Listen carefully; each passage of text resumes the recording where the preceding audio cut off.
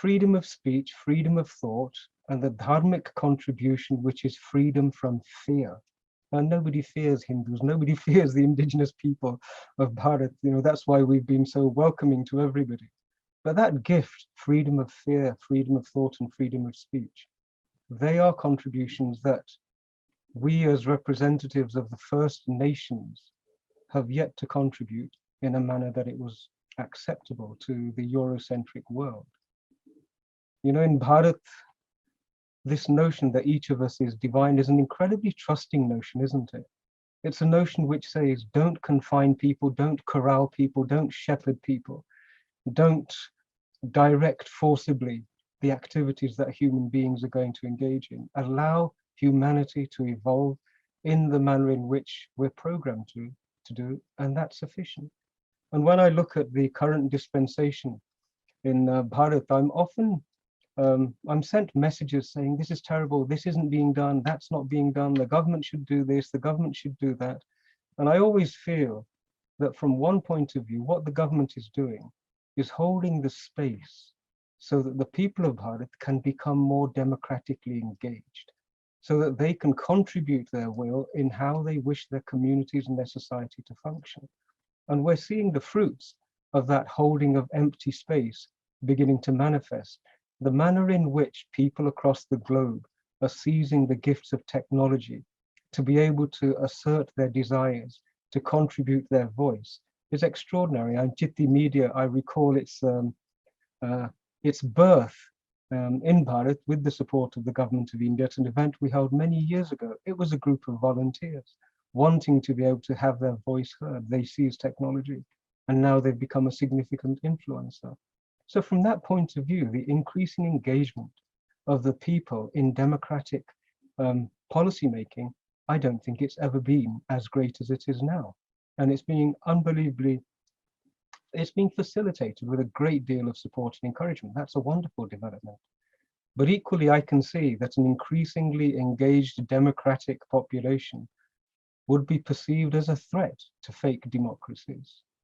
Fake democracies, perhaps monarchies and theocracies which are masquerading as fake democracies, they would struggle to be able to accommodate an incredibly well-engaged democratic population.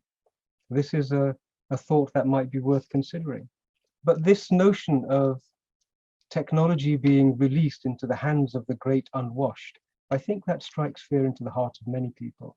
And there are some caveats that really a dharmic perspective could offer guidance on. In this world of duality, where there's artificial intelligence, there's also artificial stupidity. We have the capacity to enshrine the most irrational judgment making facility into silicon, and that's a worry. Recently we have seen what I would term digital colonialism, digital oppression. In the past, humanity's freedom of movement was confined by barbed wire and fences. We have just seen the use of these vaccine passports to digitally confine the freedom of people to move. That's a digital concentration camp. I've recently received a specification of a programmable digital currency, where the transactions that the currency could be used to engage in are themselves programmable. So you could decide, or whoever is controlling that element could decide what that population could and could not buy. It's being presented as a wonderful thing that a parent could actually give their child some funds, and the funds themselves would deny the child the opportunity to buy sweets. Now, isn't that a lovely way of projecting a transactional oppression, shall we say? So these are also happening, and it's the populations, I think, who are now saying, no, we're not happy with this. There is one last concluding thought I'd share, which does concern me, and that is the Eurocentric nature of these conversations. Eurocentrism is a denial of diversity, and it's a denial of global democracy. From outside of the European sphere, we can stand and say we have witnessed Eurocentric wars plunge humanity into darkness which takes decades to recover from. And we're witnessing that rush to engage in yet another Eurocentric war with the same battle drums being beaten, the same non-democratic decisions being made. And I think bearing that in mind, the position that Bharat has taken in saying, no, we will not dance to the drum beats of war that are being beaten. We will approach this from the point of view of a genuine diversity of opinion. And that's a contribution towards a global democratic voice. So all of those things taken into consideration, I'm actually very positive. I think there is a responsibility on the Eurocentric power structures to acknowledge that they must embrace a global diversity of opinion, of motivation, of principles, before they can then receive the mantle of saying, yes, we are the champions and the protectors of the principles of democracy. Bharat has a great contribution to make in this. And from my point of view, the future is very bright, and I'll be cheeky enough to say the future is orange. So thank you very much to everybody.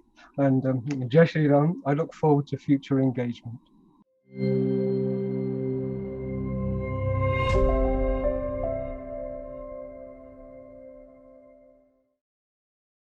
Please remember to subscribe to us and switch on the notifications for this channel.